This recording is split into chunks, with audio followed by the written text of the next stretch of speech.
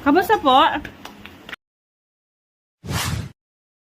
Matagal na, simula nung nagplano ako na gusto kong gumawa ng leche flan. 2022 pa yun. So ngayon ito nagagawin na nga natin dahil nabanggit ko rin naman kay Mia na igagawa ko siya ng leche flan.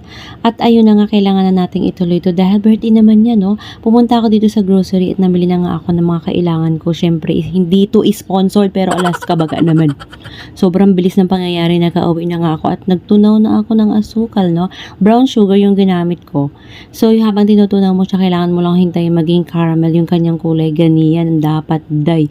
Tapos bago mo yan lagyan ng gatas ay kailangan mo yung palamigin. So syempre habang pinapalamig ko, heto na ako at hinahati ko na nga ang 10 itlog. Kailangan ko nang kunin ang egg yolk, ihiwalay sa puti o oray. Kailangan mong paghiwalayin ang mga hindi pwedeng pagsamahin. Yung pinili ko nga palang mga itlog